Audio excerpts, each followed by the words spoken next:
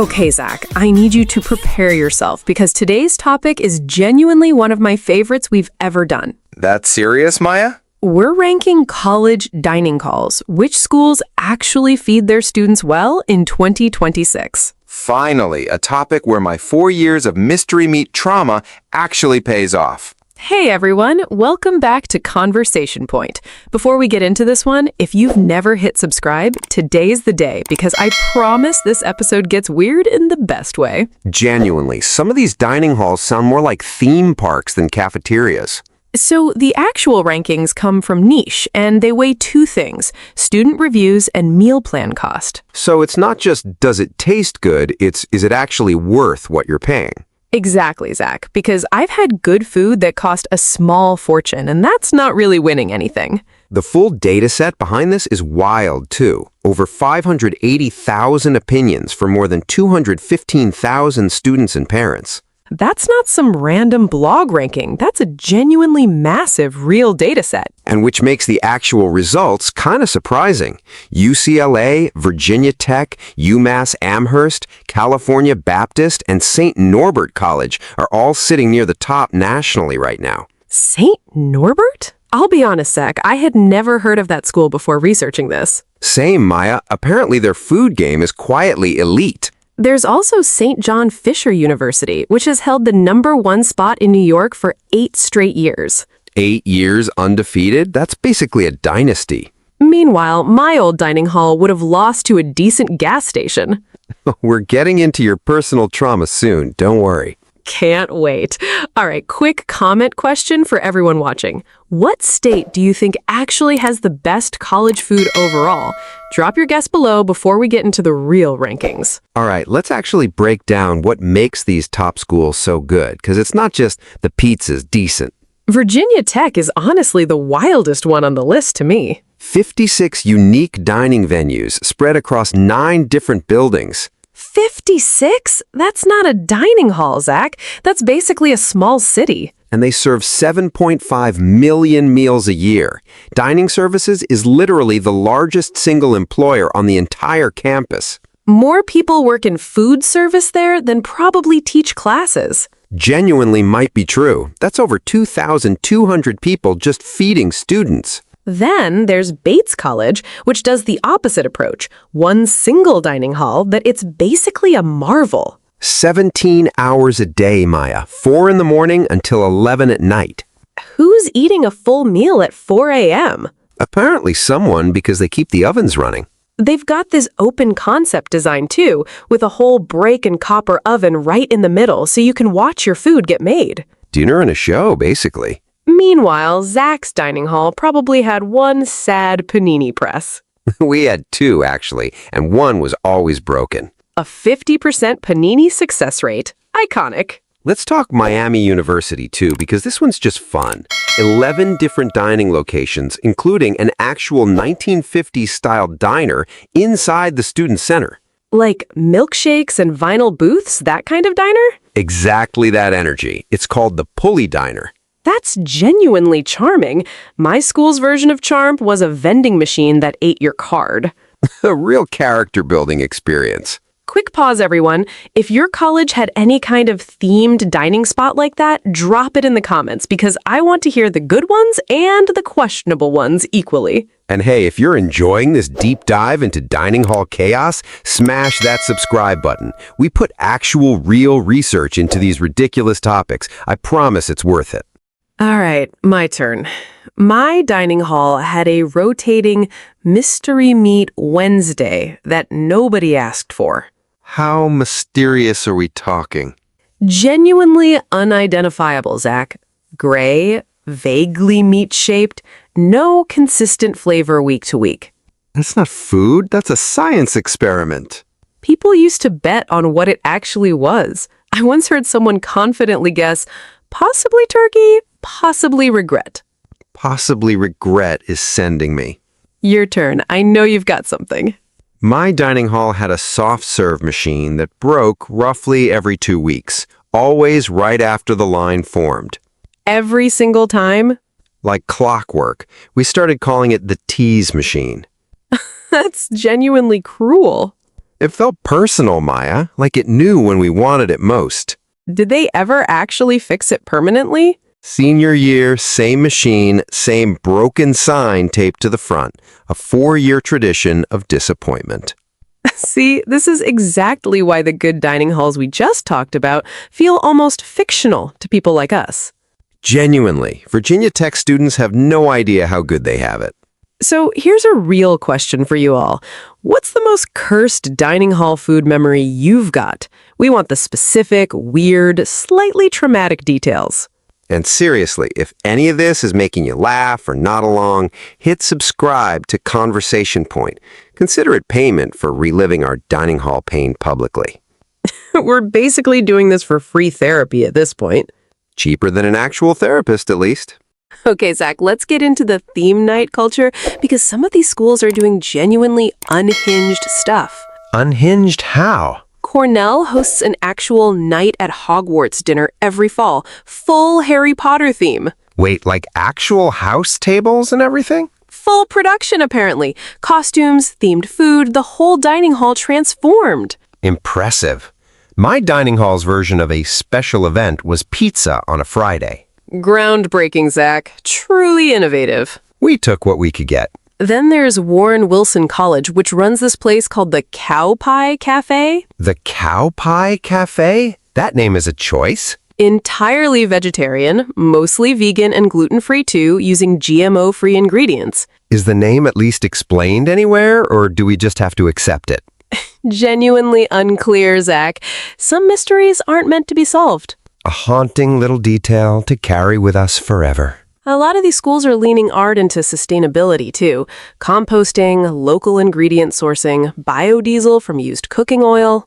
Dining halls are basically competing on values now, not just taste. Which is honestly a nice shift from just who has the most soft-serve machines. Don't bring up soft-serve machines around me, Maya. You know my trauma. Never forget the tease machine. Quick question for everyone watching. Did your school have any theme nights, or was Friday pizza the wildest thing you ever got? Tell us below. And hey, if you've got a strong opinion on this, that's exactly the kind of thing we love arguing about here at Conversation Point, so stick around and subscribe if you haven't yet. Actually, Zack, let's try to actually land somewhere on this instead of just bickering forever. Wild concept for us, but sure, let's try. I think it depends on the size of the school, honestly. Huge campuses like Virginia Tech basically need variety just to feed that many people well. Right, and smaller schools like Bates can get away with fewer options because they can actually perfect them. So maybe it's not variety versus quality in general. It's about which one fits the size and needs of the actual school. Look at that, Maya. We actually agreed on something today. Don't get used to it. There's more debate coming. Wouldn't expect anything less from us. There's also just something to be said for the experience itself, beyond taste and options. Like the whole open kitchen, watch your food get made thing Bates does? Exactly that. Food tastes better sometimes when the whole experience feels special, not just functional. That's honestly true. My best college meals weren't even the best tasting ones. They were the ones with the best atmosphere around them. Same for me. There was this one late-night breakfast spot that served genuinely mediocre pancakes, but it was packed with friends every single time, and I remember it more fondly than fancier food. That's kind of the secret nobody puts in these rankings, isn't it? The people you're eating with matter as much as what's on the plate. Definitely. Though I'd still take Bates's brick oven over my old mystery meat any day. Low bar, but fair. All right, one more question before we keep going. What's a meal you remember fondly, not because the food was amazing, but because of who you were with? We want to hear those stories too. And genuinely, if this episode's got you thinking about your own college dining hall memories, that's exactly why we make these. Subscribe to Conversation Point so you don't miss where we take this next. Okay, Zack, let's talk about why dining hall content specifically blows up online, because it genuinely does every single time. There's something about a dining hall tour video that people cannot resist clicking on. I think it's the sheer scale of some of these places.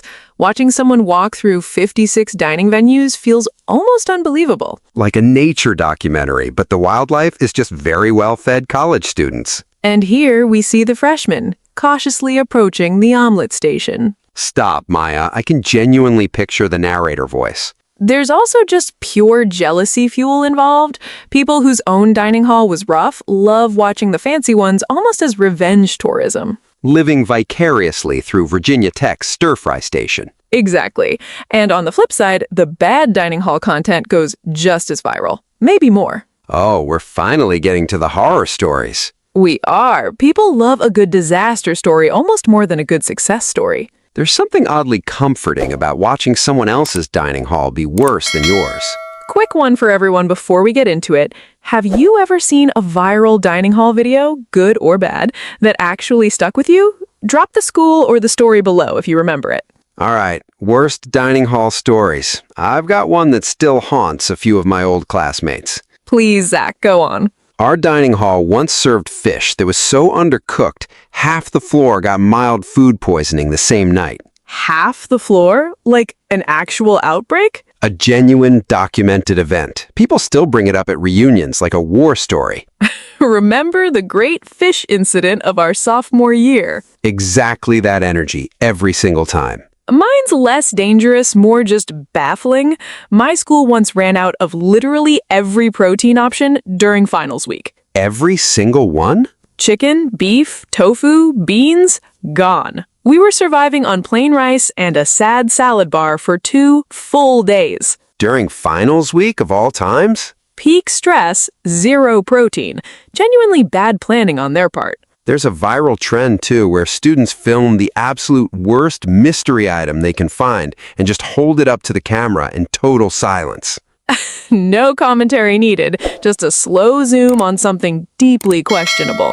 Sometimes the silence says more than any actual review could. I think that's honestly part of why this content performs so well. It's relatable in both directions. People with great dining halls want to show off, and people with rough ones want solidarity. Everyone's got a story either way, good or bad. So let's hear it. What's the single worst thing your dining hall ever served, or the worst dining-related disaster you personally witnessed? We want the details. Don't hold back. And listen, if these stories are making you laugh right now, that's genuinely the whole mission behind Conversation Point. So make sure you're subscribed for whatever ridiculous topic we cover next. All right, let's actually get into regional pride, because I know you've got strong feelings, Zack. I do. I genuinely think the South does college food better than anywhere else in the country. Based on what, exactly? Look at the Texas rankings, Maya. University of North Texas topped the whole state with Texas Tech and Rice right behind them. Sure, but California's got UCLA sitting at #1 nationally. That's not nothing. Okay, fair point, but one school doesn't represent a whole region. Neither does Texas having a few strong schools, though. That logic cuts both ways, Zack. You're not wrong, but I still stand by my gut feeling on this one. A gut feeling, literally, in this context. Accurate, honestly. I actually think the Northeast quietly wins this whole debate. Cornell, Bates, Bowdoin, all clustered up there. That's a genuinely strong cluster, I'll admit. Small, well-funded schools with a lot of focus on the actual dining experience, not just volume. All right, I'll partially concede. Texas wins on scale and value. The Northeast wins on experience and polish. See, we can actually land somewhere instead of just arguing forever. Occasionally, Maya, just occasionally. So tell us honestly, does your home state actually have good college food, or were we all just quietly surviving for 4 years? Comment your state and we'll see whose side gets more support. And really, if you've made it this far into the episode, you clearly love this topic as much as we do. So go ahead and subscribe to Conversation Point. It means a lot more than you'd think. All right, Zack, moment of truth. We've covered scale, atmosphere, theme nights, horror stories, regional pride. Time to actually crown a winner. Let's weigh everything properly first. Taste, variety, value, and experience. Virginia Tech wins on scale and variety, no contest. 56 venues, 7.5 million meals a year, no contest.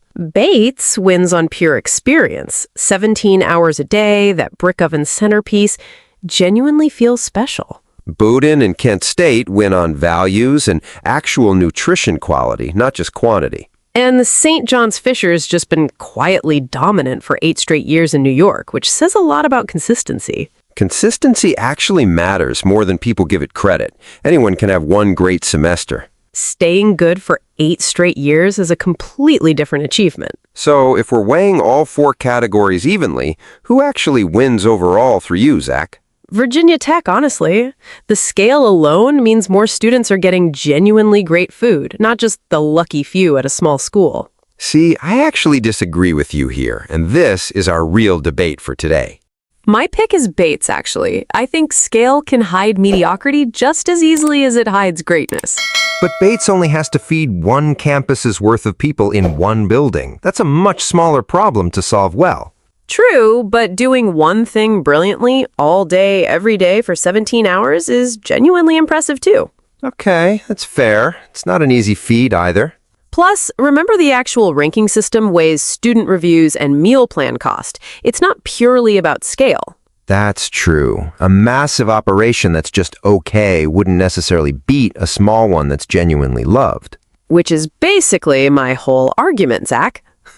You've basically out-debated me with my own ranking criteria. I'll take the win. All right, I'll admit, if I had to actually choose where to eat every day for 4 years, atmosphere probably would win out over sheer size eventually. Exactly. Numbers are impressive on paper, but you're not eating a statistic. You're eating an actual meal every single day. Fine, Maya, I'm shifting my vote. Bates takes it for me too, mostly because of that brick oven. The oven really did all the convincing, didn't it? Genuinely, yes. I want to watch my food get made now. All right, your turn. Virginia Tech scale, Bates's atmosphere, or somewhere else entirely. Tell us your actual pick for best college food in the country and defend it in the comments. And if you made it this deep into a full episode about dining halls, you're clearly our kind of person. So go ahead and subscribe to Conversation Point if you haven't yet. All right, let's actually close this whole thing out. We covered a lot of dining halls today, Zack. From 56 venues to a single glorious brick oven, genuinely a wide range. And somehow still ended up talking about mystery meat and broken soft serve machines for half of it. Priorities, Maya. We know what actually matters. Honestly, though, I think the real takeaway is that great dining hall food isn't just one formula. It's scale, atmosphere, values, or consistency, depending on what a school actually prioritizes. And apparently, sometimes it's just a really committed brick oven. That oven's doing more marketing for Bates than their entire admissions office. Genuinely might be true. I actually looked up my old dining hall while researching this, just out of curiosity. And? Did they finally fix anything? New building, apparently, looks completely different. Actual real reviews now. So the mystery meat era is officially over. Officially retired, thankfully. Some poor freshman right now has no idea what they were spared from. That's honestly a nice way to end this. Even the worst dining halls can turn it around eventually. Growth is possible, even for cafeterias. A surprisingly wholesome note to land on. So that's our full ranking rundown. Comment your school, your worst food memory, and your actual vote for best college food in the country. We're genuinely going to read through these. Thank you all for sticking with us through this entire deep dive into dining hall chaos and glory. If you enjoyed this one, make sure you're subscribed to Conversation Point because we've got plenty more ridiculous, genuinely fun topics coming. And hey, go check what your own college's dining hall ranks now. You might be surprised. We'll see you in the next one. Go eat something better than mystery meat today.